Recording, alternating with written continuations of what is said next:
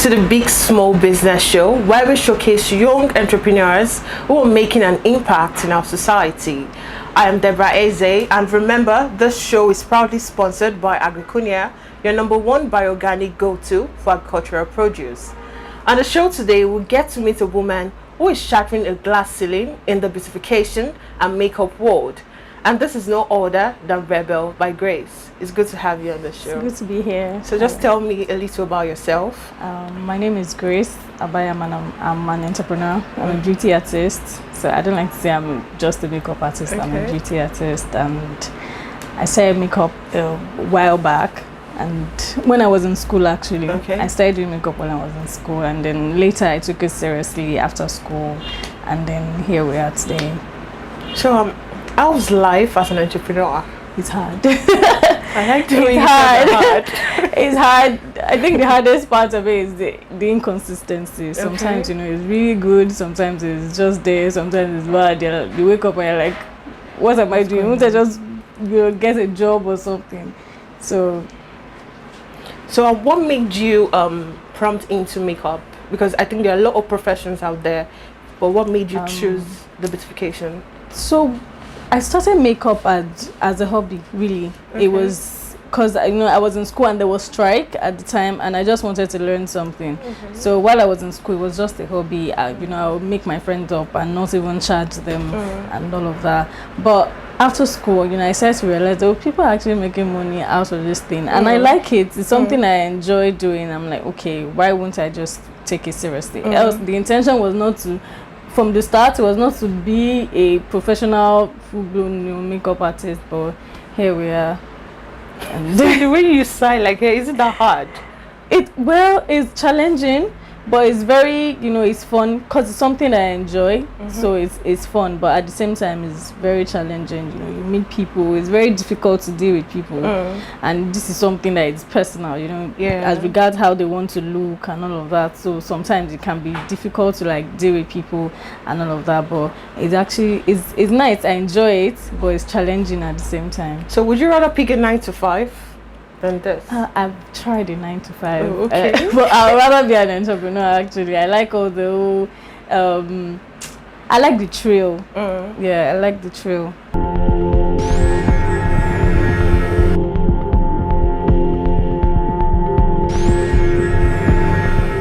Like you said, we're dealing with people, and it's not possible for you to satisfy a lot of people, at a range. So how do you deal with their dissatisfaction? Well, I'm all for my customers. If you're not satisfied, if you have your makeup done and you're not satisfied, I would ask you. So from the start, because makeup is personal and people like to go to people that they're familiar with. But if it's a first-time customer, someone that I'm not familiar with yet, or I don't know how they would like to look, I'll ask them what kind of look, what do you want? Then before I go all in and do my thing. But if they give me the liberty to do whatever I want, then fine. But when I'm done and you don't like how you look, you have to like how you look, because it's not just to look beautiful. You have to feel beautiful as well. So sometimes you wear makeup and you don't feel like you're fine. I want you to feel like you're fine. So we'll go over it again. What don't you like? So you wipe it and go over I don't have to wipe it, but wherever you don't, I don't believe you won't like everything. So maybe you'll be like, oh, I don't like my shadows, or I don't like my lips, or I don't like. So it's never I can't clean that, or I can't do that. As long as I want you to be happy. So we'll go over it and make sure that you're fine. So then we can move on. So that's really a lot. I know.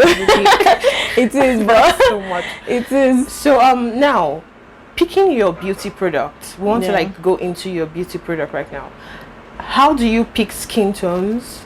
How do you know the right product to use? How do you deal with acne, with people that have no face, dysfunctionality and what's not? How do you deal with that? Let's start with the skin tone first. How do you pick? Skin tone, as you go as you progress in your makeup journey as a professional makeup artist, you become more familiar with skin and tones and all. Do you get to learn that before? No, I think you learn on the job. You learn as you go. Okay. I don't think skin, because there's so many skin tones. There are shades, and shades are different from, you know, tones. Yeah. And also you learn as you go. Basically, you know, you could apply foundation on, so you could see a dark person, and then you apply foundation on them and be like, oh, this is supposed to be this person's shade, and it's just looking off, it's looking weird. So there's an undertone that is not, you know, matching with the foundation color. So you have to, you know, go back, you know, you have to wipe, and then, you know, try, you keep trying until, so if the person comes back the next time, you already understand that, oh, I can't use this, or I should mix these two things, and then I'll get her shade, or I'll get her tone, and all of that. So I think it's something that you learn on the job as you go.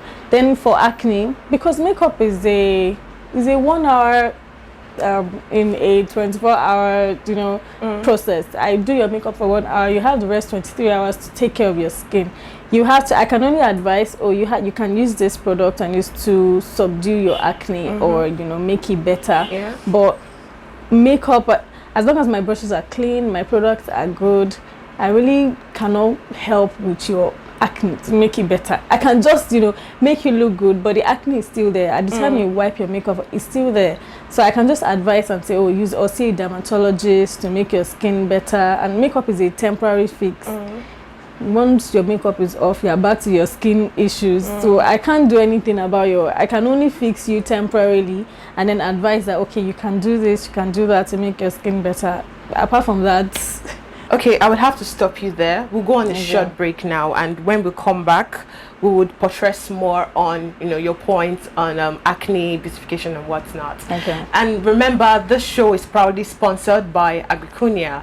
When we come back, we see more of Rebel by Grace.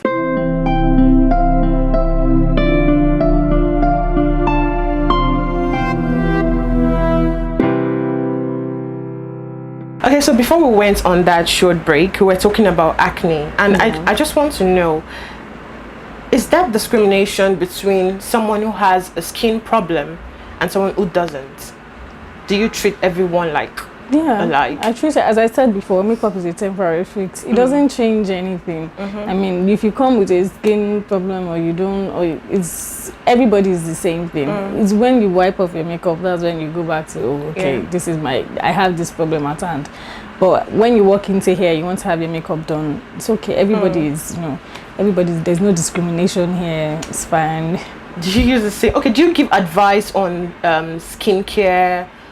Yeah, I could, you know, I could offer, you know, I'm not a dermatologist, so I don't even have the, I don't have maybe license, or, you know, to say, oh, you can use this, but I can advise you and say, and suggest some products to you, but at the same time, you have to understand your own skin, and, you know, then I can help and refer you to a dermatologist and say, oh, see this person or see that person. But coming here to have your makeup done, I can just, you know, help to beautify you for that moment, for that period of time that you have your makeup on, but you have to pay attention to your skin when your makeup is off.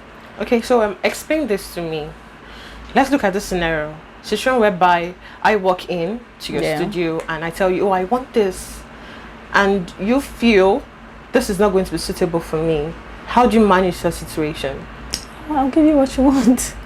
I can advise you and say, okay, would you rather you do this, or would you? But if you insist, it's all about you. As I said, whatever will make the client happy. Yeah. So if that's what you want, then that's fine. I can advise you and say, oh, wouldn't you rather do this or go for this? But if you insist and say, oh, that's what you want, then that's what we'll give you. So do you do phone consultations, or people just walk in and? Yeah, I do online bookings. People book online. People walk in, and then there's home service as well. Oh, that's good.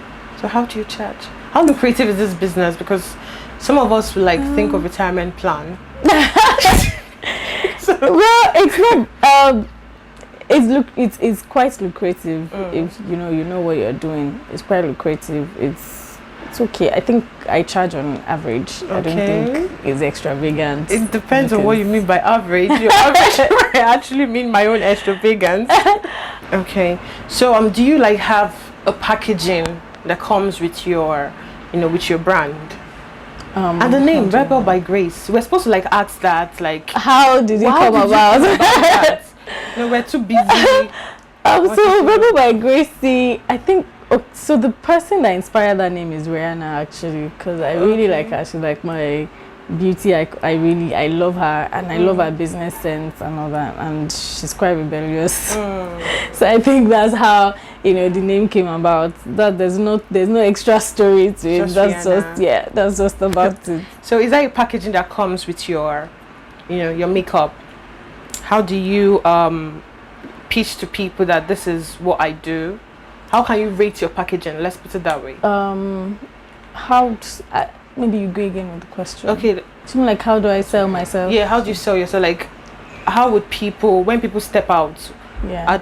how can you range, what's the range of their satisfaction? How can you rate the range of your satisfaction? The moment the makeup is done, so there's always this, when they're happy, there's always this, you know, smile that when I get that smile, I'm already satisfied, like, okay, they like their makeup. So even without them stepping out, so while they're still on the chair, you know, at the end of the whole, when I see the person's expression, I'm like, okay, I think I did a good job. So do you think makeup artistry and beautification is something anyone who wants to be an entrepreneur should venture into? Would you advise anyone that has a passion for beauty, you know, yeah, sure, something that you can do. And the beauty world is very diverse. You don't have to be into makeup, you know, there's so many other things. There's lash extension, there's skincare, as you said, there's microblading. There's so many permanent beauty. I've forgotten what the word is. There's a word I'm looking for. I can't really remember, but there are other permanent beauty, like lash extensions and microblading and stuff that you can venture into if you don't want to do makeup. It doesn't necessarily have to be makeup in the beauty world. There's so many other things. So what's one takeaway you have for viewers and people who are intending to be makeup artists? I would say that pursue your dreams is never easy. It's a very long journey, but the hardest part is to begin. And once you begin, I mean, the rest is, everything else will follow. So go confidently in the direction of your dreams. That's what I would have to say. So it's really beautiful, you know, having you since you're actually a makeup artist, you know, beautifying people. It was really amazing having you on the show. Thank you. It was amazing diving into the world of beauty business with Rebel by Grace. Now that's all we have for you on the Big Small Business Show today. Thank you, AFRICUNIA, for making today's episode possible. I am Deborah Ezeh, and remember to always dream big, stay focused, and make it happen.